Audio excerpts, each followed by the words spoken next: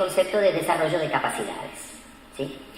La idea sería, dicho en sencillo, que la escuela, en vez de poner el foco en la retención y memorización de contenidos, ponga el foco en el desarrollo de algunas capacidades que son valiosas para la construcción del proyecto de vida de la persona una vez que deja la escuela.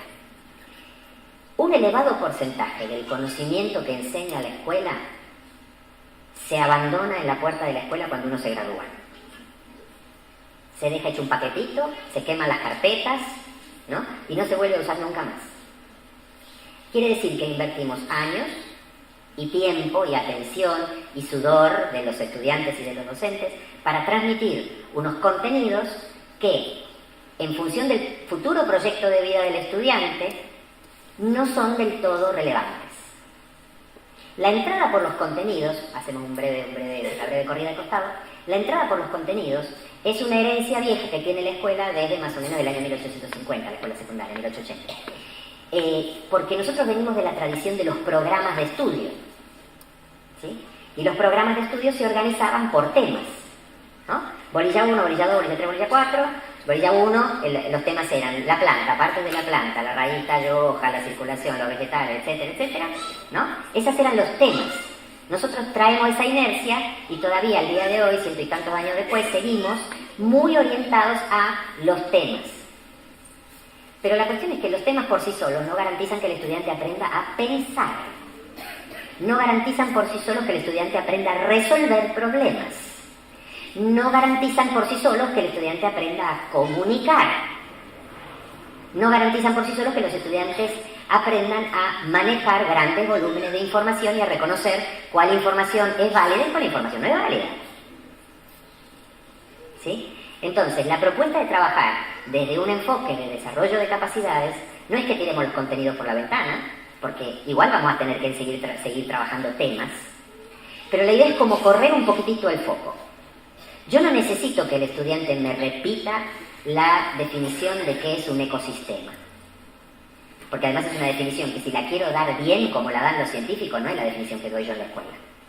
La definición de ecosistema es un elemento conceptual pesado de la ciencia de la ecología. Lo que le doy en la escuela siempre es una versión un poco achicada, abreviada, un poco más liviana. Yo no quiero que él me repita esa definición.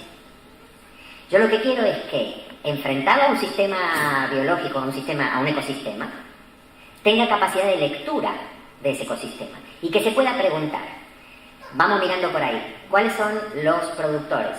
¿Cuáles son los consumidores? ¿Cuáles son los consumidores secundarios? ¿Cuáles son los flujos de energía? ¿Por dónde le llega la energía a ese ecosistema? ¿Por dónde? ¿Sí? Así ese ecosistema sea un charco, así ese ecosistema sea la laguna de Mar Chiquita o ese ecosistema sea el océano Atlántico. ¿Sí? Es decir, necesitamos que sepa usar los contenidos para pensar, para entender, para resolver situaciones. Cuando lo que estamos haciendo es llevar los recursos cerebrales, los recursos de la atención, los recursos de la memoria, los recursos de la percepción, todas las herramientas que tenemos adentro de nuestro cerebro, las hacemos funcionar en conjunto para atacar una situación, para resolver una situación, se produce un efecto muy interesante. Cuando esa situación que yo tengo que resolver o a la que le tengo que hacer frente está más o menos a mi altura, es decir, tiene un nivel de complejidad con la que más o menos me puedo pelear, entonces puedo trabajar puedo usar mis herramientas, mis recursos sobre esa situación. La próxima vez el docente me da una parecida pero un poco más difícil, un poco más compleja, un poco más estirada, y entonces mis circuitos cerebrales que ya habían trabajado resolviendo la situación número 1, ahora se vuelven a activar para resolver la situación número 2 y al mismo tiempo tienen que ubicar otros recursos cerebrales. Y la tercera vez que yo trabaje con una situación todavía un poco más compleja, ¿sí?, se van a ir estructurando adentro de mi cerebro esquemas cognitivos que me permiten resolver determinada familia de situaciones. ¿Sí? Ese proceso de desarrollar nuestros esquemas internos para atender a situaciones de la vida es, en un resumen corto, de lo que hablamos cuando hablamos de desarrollo de las capacidades. ¿Sí?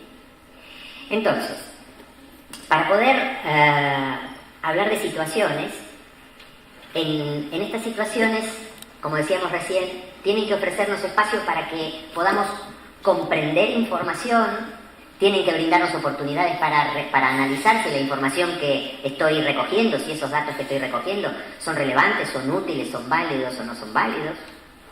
La situación me tiene que provocar o me tiene que resultar un problema, me tiene que invitar a organizar la información que recojo y utilizarlo para ver si, para distintos fines.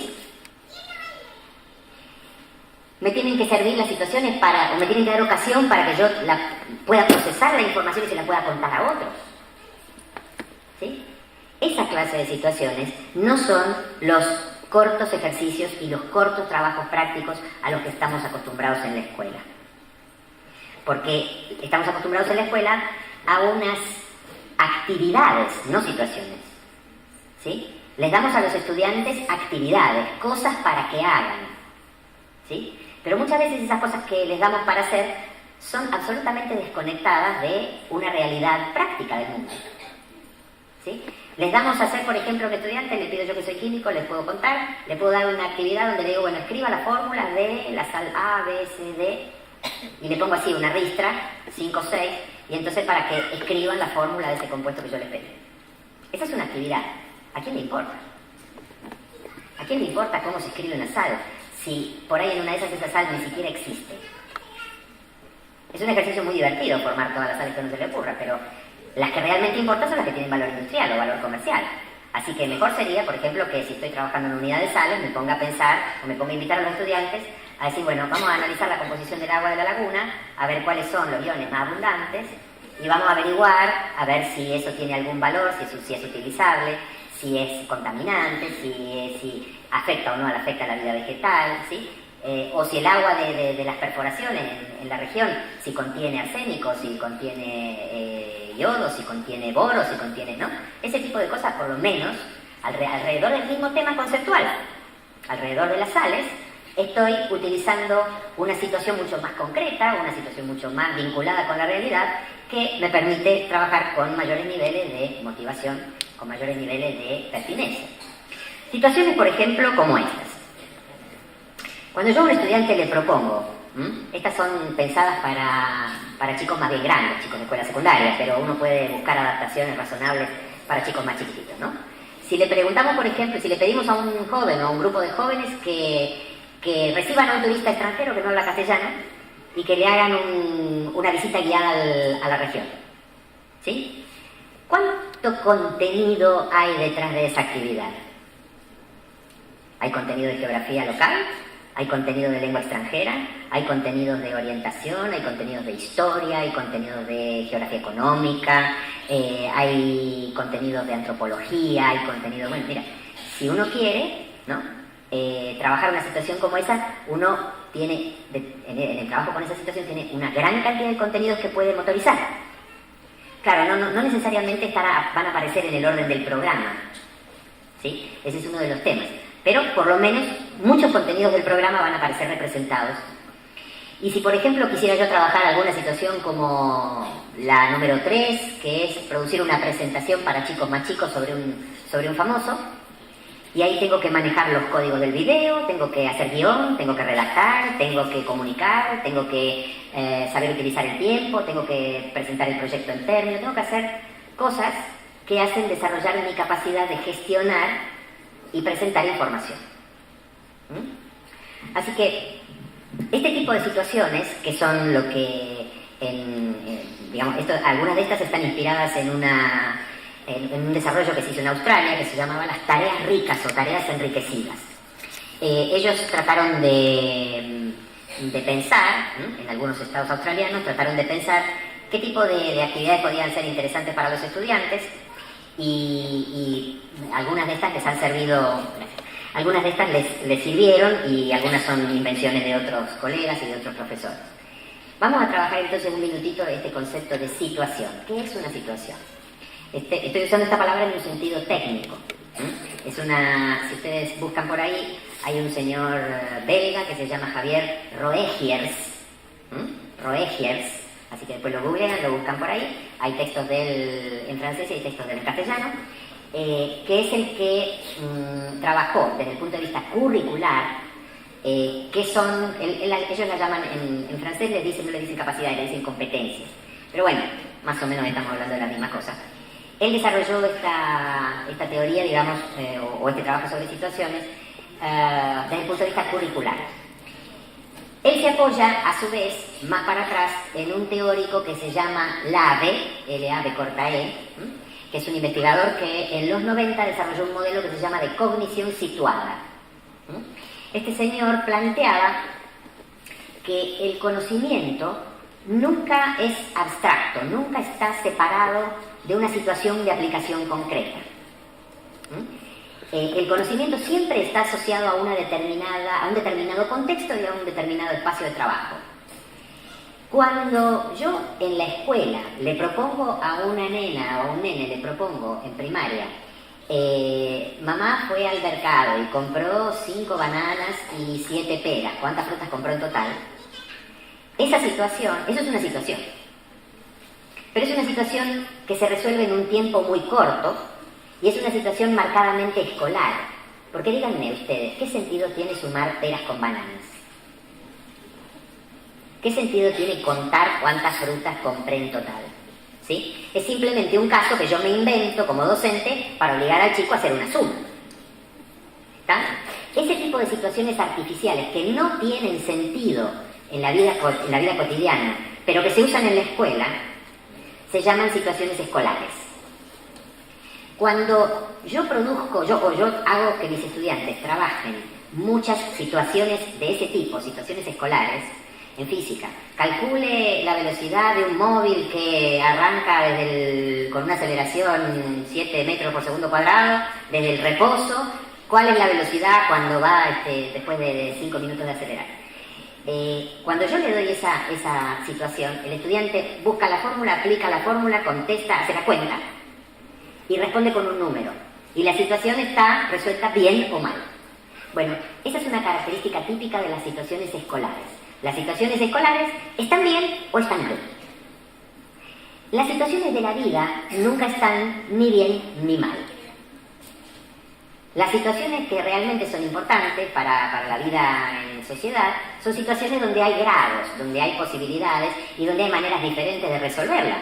¿Sí? ¿Cuántas formas hay para llegar desde aquí a la biblioteca? ¿Cuántas hay? ¿Qué les parece a ustedes? Potencialmente un montón, ¿no es cierto?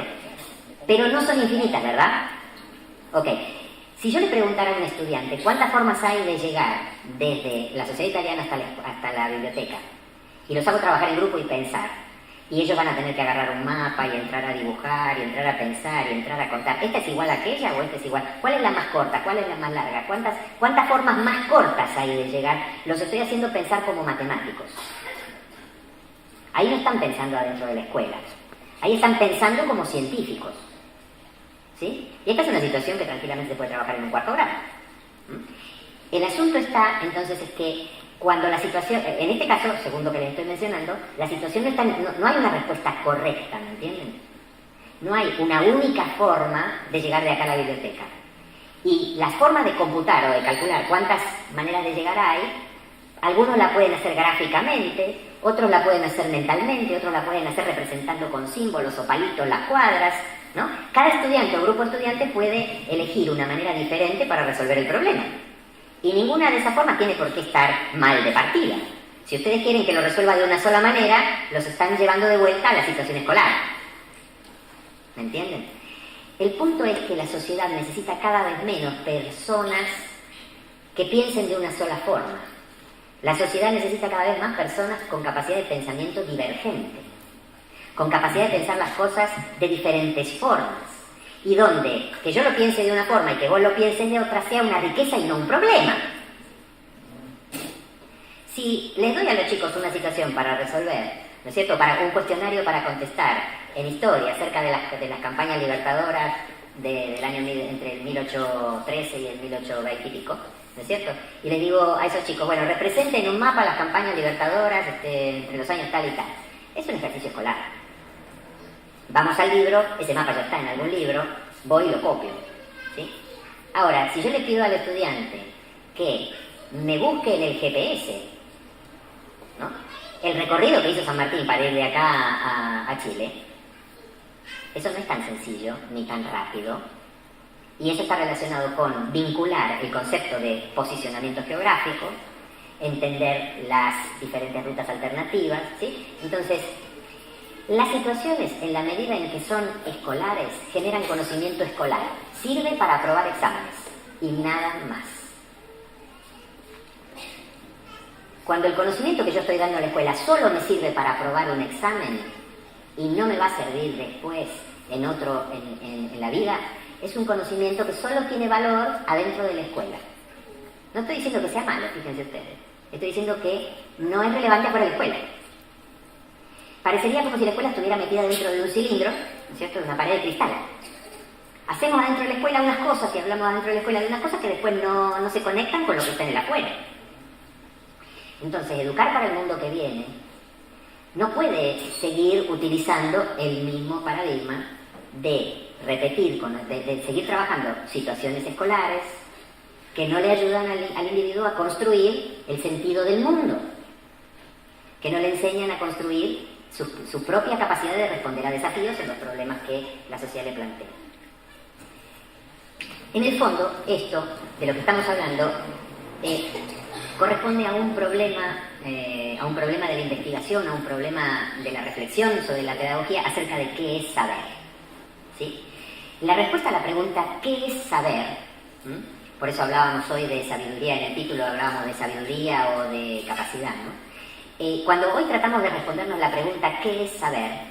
La respuesta cambió mucho en los últimos 100 años. ¿Qué era ser un sabio hace 100 años? Ser un sabio hace 100 años era poseer conocimientos del tipo 1 y 2, de los que están ahí.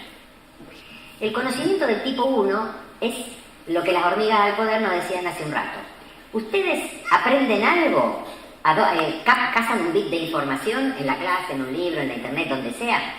Si lo pueden asociar a otra información que ya tenían adentro de su cabeza y lo logran conservar en la memoria, eso quiere decir que en la memoria de ustedes se está formando una red de conceptos, una red de ideas en continuo crecimiento y reelaboración, y si ese nuevo conocimiento quedó sólida y firmemente agarrado de la red, quiere decir que cuando a mí me pregunten algo sobre eso, lo voy a poder recordar.